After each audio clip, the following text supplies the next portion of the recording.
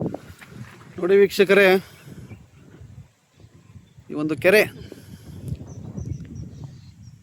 ಯಥೇಚ್ಛವಾಗಿ ಇಡೀ ಕರ್ನಾಟಕಕ್ಕೆ ಹೋಲಿಕೆ ಮಾಡೋದಾದರೆ ಕೋಲಾರ ಜಿಲ್ಲೆಯಲ್ಲಿ ಅತಿ ಹೆಚ್ಚು ಕೆರೆಗಳ ಇದ್ದ ಒಂದು ಇತಿಹಾಸ ನಾವು ಕಾಣಬಹುದಾಗಿದೆ.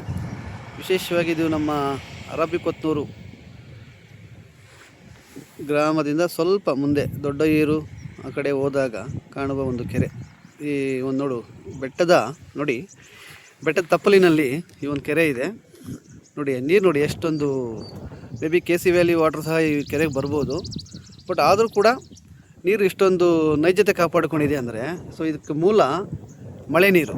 ನೋಡಿ ಬೆಟ್ಟಗಳಿಂದ ಈ ಕೆರೆಗೆ ನೀರಿನ ಮೂಲ ಇರೋದರಿಂದ ನೋಡಿ ನೀರಿನ ಬಣ್ಣ ನೈಜವಾಗಿದೆ. ಆಲ್ಮೋಸ್ಟ್ ಆಲ್ ನಮ್ಮ ಮೂಕ ಪ್ರಾಣಿಗಳು, ಕುರಿಗಳು, ಮೇಕೆಗಳು, ದನಗಳು ಕೂಡ ಕುಡಿಬೋದು. ಚೆನ್ನಾಗಿದೆ.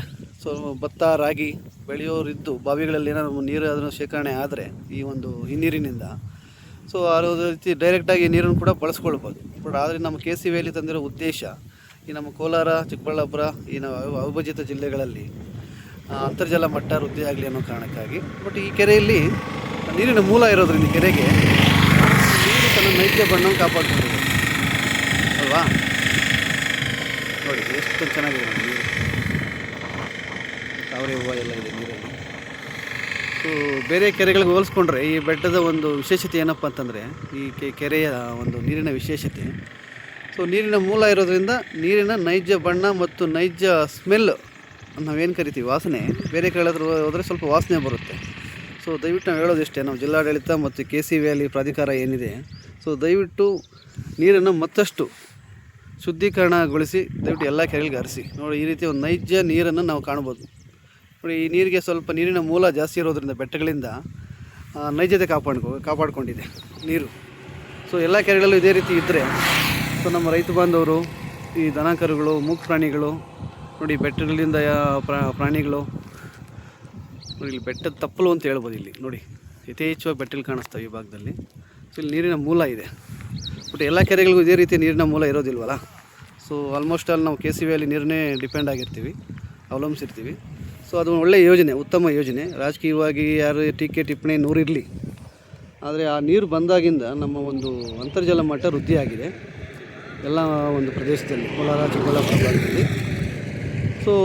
ನಾವು ಹೇಳೋದಿಷ್ಟೇ, ಇದೇ ರೀತಿ ಎಲ್ಲ ಕೆರೆಗಳಲ್ಲೂ ತಮ್ಮ ನೀರಿನ ನೈಜತೆ ಕಾಪಾಡಿಕೊಳ್ಬೇಕಾದ್ರೆ ಇನ್ನು ಸ್ವಲ್ಪ 3ನೇ ಹಂತ ಶುದ್ಧೀಕರಣ ಮಾಡಿ ಎಲ್ಲ ಕೆರೆಗಳಿಗೂ ನೀರು ಹರಿಸಬೇಕಾಗಿದೆ. ಆ ನಿಟ್ಟಿನಲ್ಲಿ ನಮ್ಮ ಕೋಲಾರ ಜಿಲ್ಲಾಡಳಿತ ಮತ್ತು ಕೆ ಸಿ ವ್ಯಾಲಿ ಪ್ರಾಧಿಕಾರ ಏನಿದೆ ವಿಶೇಷವಾಗಿ ದಯವಿಟ್ಟು ಜನರ ಒಂದು ಕೂಗಿಗೆ, ಭರವಸೆಗೆ, ತಮ್ಮ ಒಂದು ಇಚ್ಛಾಶಕ್ತಿಯಿಂದ ದಯವಿಟ್ಟು ನೀರನ್ನು ಮರುಶುದ್ಧೀಕರಣಗೊಳಿಸಿ 3ನೇ ಹಂತ ಶುದ್ಧೀಕರಿಸಿ ಎಲ್ಲ ಕೆರೆಗಳಿಗೂ ಇದೇ ರೀತಿಯ ನೈಜ ಬಣ್ಣವಾದ ನೀರು, ಶುದ್ಧವಾದ ನೀರನ್ನು ಹರಿಸಬೇಕಾಗಿ ತಮ್ಮಲ್ಲಿ ಕಳಕಳಿಯ ಮನವಿ. ನಮ್ಮ ಕೋಲಾರ ನಮ್ಮ ಹೆಮ್ಮೆ. ನೋಡಿದ ಅರಬಿಕೊತ್ನೂರು ಕೆರೆ. ಇಷ್ಟು ಹೇಳೋಕ್ಕೆ ಇಷ್ಟಪಡ್ತೀವಿ. ಧನ್ಯವಾದಗಳು. Thank you.